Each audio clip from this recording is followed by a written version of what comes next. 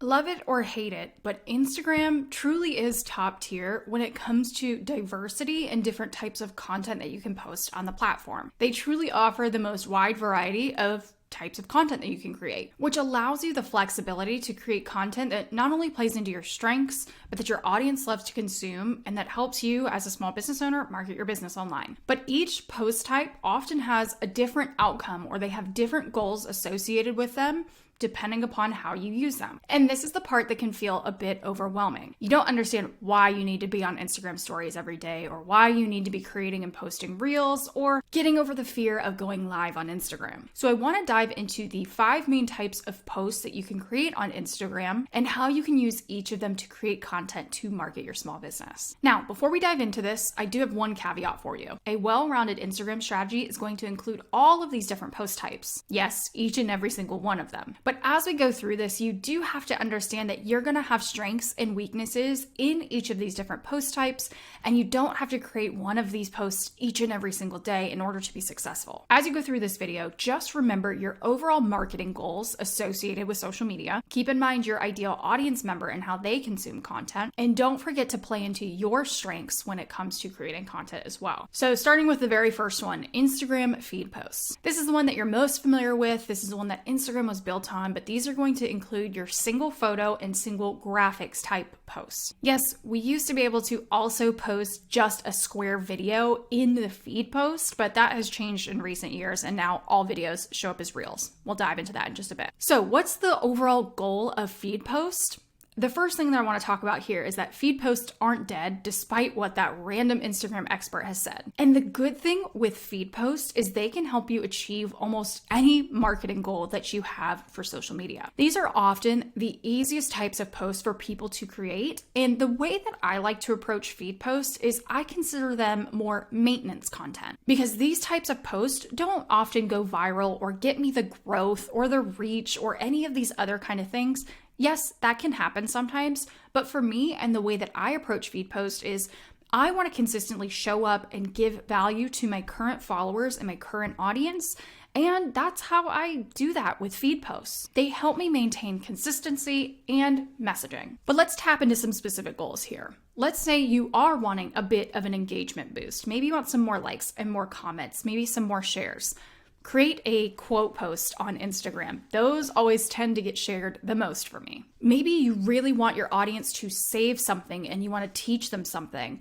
A fun infographic will do. Give them a list, give them a chart that you can put in one single Instagram image. Maybe you want to connect with your audience on a more personal level and really kind of pull them into your community. A selfie or a brand photo will do with a nicer caption. So again, this type of post can help you achieve a couple of different goals, but always keep in mind that this was the original posting format on Instagram and people treat it as such. There are a ton of different sizes that you can post as. You can go back to the original square.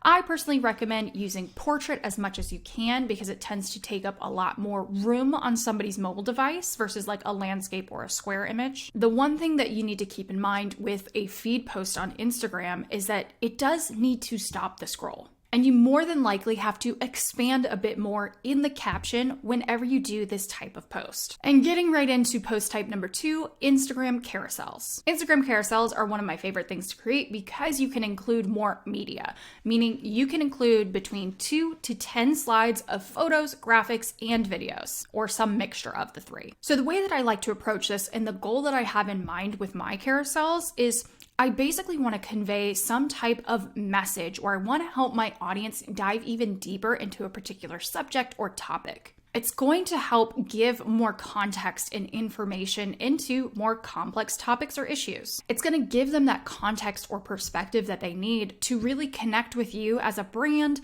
to really understand a specific topic that you want to educate them on. And overall, it's just the perfect post type to get into something way deeper. So the really cool thing and the trend that we've been seeing with carousels over the last couple of years is they tend to dominate the Explore tab for 2 main reasons. Number 1 being that they really do provide a lot of information to people and go in on topics that people need to learn and understand. We've already kind of gone over that. But it's also because the nature of a carousel keeps people looking at your content for a longer period of time. As they swipe and as they look through that entire carousel, they're spending more time on your post than they would a traditional feed post. And yes, carousels can show up on the Explore tab and they can help you reach new people, but I don't want you to think that you're automatically going to go viral every time you post a carousel. Instead, I want you to view a carousel as providing more value to your current audience. When you show up with that intention and with that goal in mind, the content and that piece is going to perform so much better for you. And one last really cool thing that I love about carousels and that makes it so different than all the other pieces of content, it is the only style of content that has a chance to show up in your followers' feed more than one time. You've probably noticed this. As you're scrolling through your feed, you'll see somebody's carousel post and you'll see the first slide. If you didn't engage with it or interact with it the first time around, it's likely that that carousel is going to be shown to you again and show you the second slide. Now, not only is this really cool because it helps people see your content over and over again, but also you need to optimize your Instagram carousel posts to kind of aid in this process. So that first slide and that second slide are the most important. And the way that I like to format mine is that first slide is going to be a nice, big, bold hook to really reel people in. But that second slide is just like a quotable moment or some context or talking about people's problems, whatever I can do to continue to draw them into that carousel. And in case they are seeing that second slide as they scroll through their feed, it is enough for them to stop scrolling as well. So getting into post type number 3, the one that feels a little controversial and that people have a lot of opinions on is Instagram Reels. Most commonly used Instagram Reels are about a 60 to 90 second video. Depending upon your profile, you might have the option to record up to 90 seconds, but I think vast majority of people at least have that 60-second option. And these are vertical videos that you tend to create whether you're talking to the camera or using a trending audio or a very viral sound. But Instagram Reels also now house every single piece of single video content. Meaning if you post a single video as a feed post, it's going to show up in your Reels tab. Or when you do an Instagram Live and want to have it saved to your profile, it's also going to show up as a Reel. So now this is where things start to get a little bit different. The goal of Reels, yeah, sure, it's definitely for your followers. But this is the main piece of content that is going to help you with growth and reach to new audiences, to potentially getting you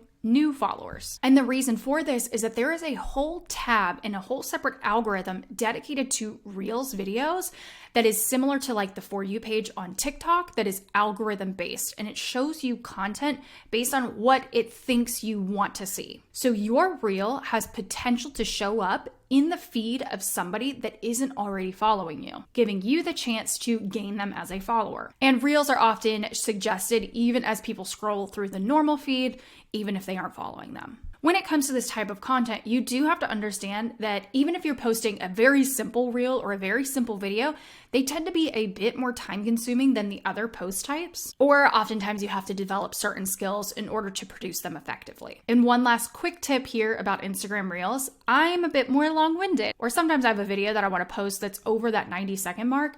You can still upload videos that are longer than that bandwidth depending upon your account again, and it will still show up as a reel. You just don't get access to the Reels editor that's inside of Instagram natively. Now getting into Instagram Stories. With Instagram Stories, we also have a unique feature that shows Instagram Stories at the top of somebody's profile as a separate feed. And again, most of you know that Instagram Stories expire after 24 hours, making them even more unique. And the cool part about Instagram Stories, similar to carousels, is that there's a ton of mixed media that you can produce. You can add videos, you can add photos, you can add graphics.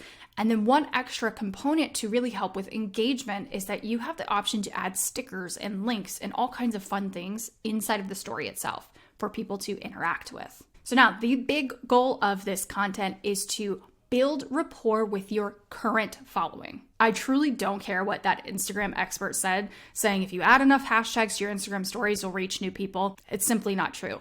Instagram stories are to create nurture content with your current followers. Instagram stories are not for reaching new people or growing your audience. And I think my favorite thing about Instagram stories, it is the least curated content that you can create. It can take you literally seconds or minutes to get an Instagram story posted. And honestly, in my personal experience, the more curated and more time and effort and energy you put into your Instagram story, Honestly, the worse it performs. People really want to go into Instagram stories to see the intimate moments, to get to know you as a person, see the behind the scenes, and see what your life is like. Think of them as snapshots in moments in time that we know we won't get back. We can only see these for 24 hours, and people really like how easy it is to consume and to create these. And then one quick tip here is, yes, we know that they expire, but if you do have a top performing story, or you have something that you really want people to consume over and over again that you created in stories, you can save them to Instagram story highlights. You can almost consider this another type of content that you create on Instagram,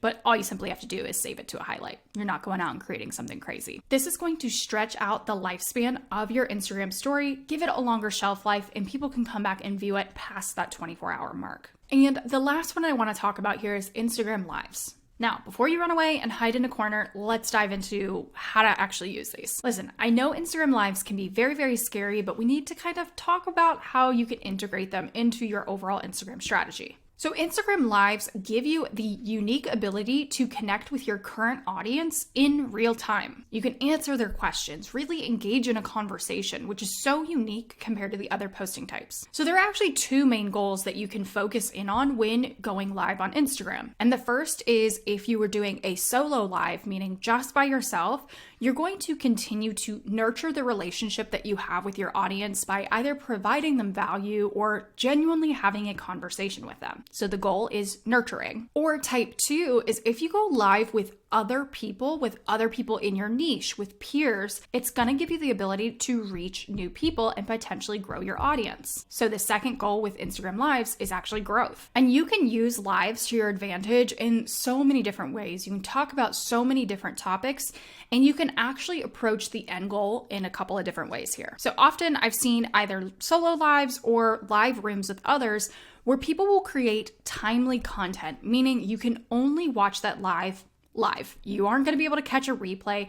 In doing so, and in marketing the live in that way, you can give people this weird sense of exclusivity, and they're like, I'm watching this in real time and I'm getting this information that nobody else can get. You can also use lives to your advantage by downloading the live afterwards and splicing it up for Instagram Reels so that people can still watch the live in its entirety in real time.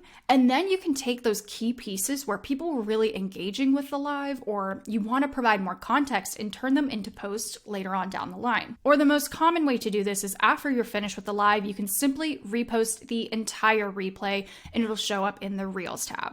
Now, one cool thing that I want to dive even a little bit deeper here is live rooms. The way that I want you to approach these is obviously select people that you trust, because you don't want to show your current audience to somebody else, and break that trust with your current audience. So you'll want to tap into people that you know talk about similar things, or they have similar shared values as you. And the cool part here is that it's going to show up in people's feeds and be like, hey, so-and-so is going live with so-and-so. And when you're in this live room, you can encourage people to, hey, follow this person, follow that person. And it's an easy drop-down menu. And basically, it's just like a fun growth tool to get you in front of other people's audiences. One quick example here, I've done live rooms in the past with other industry experts in my niche, and some of them have bigger audiences than me. I did a live one time where I joined 3 other women who were absolutely brilliant, but they all had 20 to 30,000 followers more than I did. And I was very grateful that they let me into their live.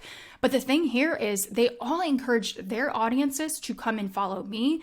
And in that 30-minute live, I gained 200 new followers. While those results aren't always typical, that's the one way that you can use Instagram Lives to your advantage to help with growth and reach as well. So the main purpose of this video was to help you understand the different types of Instagram posts. Most of these you're probably familiar with, but I also wanted you to get a deeper understanding on the goals of each of these posts, something we often don't think about. I want you to acknowledge why you're creating them in the first place, and how to introduce all of these different pieces into having a well-rounded content strategy on Instagram. But now, if you need help managing all this content that you create for Instagram, I do have a free Airtable content planner template that you guys can grab at the link in the description below. I'll see you guys next week, and don't forget to hit subscribe.